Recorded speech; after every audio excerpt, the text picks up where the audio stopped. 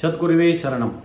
காதலித்து வீட்டை விட்டு வெளியில் போகக்கூடிய சில பெண்கள், சில ஆண்கள், இது எதனால் நடக்குது அப்படின்னு பார்த்தோம்னாக்கா, 7ஆம் இட அதிபதி சுக்கிரன் சந்திரன் கோச்சாரத்தில் இணையும் பொழுது அவர்கள் காதல்லையே ஒரு தடுமாற்றம் வரும். காதலிக்கலாமா வேணாமாங்கிற ஒரு பிரச்சனை வரும். அப்படியே காதலிச்சா வீட்டில் சொல்லலாமா வேணாமா அப்படிங்கிற பிரச்சனை வரும். வீட்டில் சொல்ல முடியாது.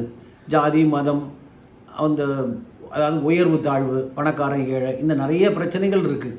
இதுக்கு நடுவில் எப்படி நம்ம சொல்கிறது அப்படின்னு மனசில் போட்டு குழப்பிக்கிட்டு ஒரு நாள் நண்பர்களோடு சேர்ந்து எங்கேயோ ஒரு கோயிலில் போய் திருட்டுத்தனமாக இல்லை போலீஸ் ஸ்டேஷனில் திருமணம் செய்து அவர்களுடைய வாழ்க்கையை ஆரம்பிப்பாங்க. இது பெற்றோர்களுக்கு எவ்வளோ பெரிய மன வலியை கொடுக்கும். இந்த பிள்ளையை, ஒரு பெண் பிள்ளையை கஷ்டப்பட்டு படிக்க வச்சு அதை ஆளாக்கி ஒரு நல்லவன் கையில் பிடிச்சி கொடுக்கணும், நல்ல திருமணம் செய்து கண்குளிர பார்க்கணும், அவர்களுக்கு ஒரு குழந்தை, ஆண் குழந்தையோ பெண் குழந்தையோ பேர குழந்தைகளை கொஞ்சணும் அப்படிங்கிற ஒரு கனவுகளோடு தான் பெண் பிள்ளை பெற்றோர்களும் சரி ஆண் பிள்ளை பெற்றோர்களும் அந்த கனவோட சந்தோஷமாக இருப்பாங்க. அவங்க கனவில் மண்ணள்ளி போடுற மாதிரி இந்த பிள்ளைகள் இது போல காலகட்டத்தில் கிரகங்கள் சரியில்லாமல் இருக்கும் பொழுது இப்படி ஒரு தவறு செய்து விடுவார்கள். அப்போது பெண் பிள்ளை பெற்றவர்கள், ஆண் பிள்ளை பெற்றோர்கள் என்ன செய்யணும்?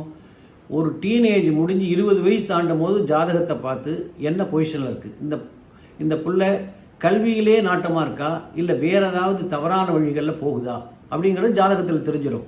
அதை கவனித்து அவர்களோட நண்பர்கள் மாதிரி பழகி, ஃப்ரெண்ட்ஸு மாதிரி பழகி, தோலை தட்டி கொடுத்து எதாக இருந்தாலும் என்கிட்ட சொல்லு, நான் உனக்கு உதவி செய்கிறேன் அப்படின்னு சொல்லி அவர்களோடு நீங்கள் பயணம் செய்தீங்கன்னா இந்த வீட்டை விட்டு ஓடி போகிறது, திருட்டு கல்யாணம் நடக்காது. அவங்கள்ட்டே சொல்லும் அந்த பொண்ணோ பையனோ, இந்த மாதிரி நான் ஒருத்தர் விரும்புகிறேன், இது பண்ணுங்க, சரி சொல்லு அப்படின்னு சொல்லி அவர் நல்ல பையனாக இருந்து நல்ல பொண்ணாக இருந்தால் சரின்னு பார்த்து பேசி முடிக்கலாம்.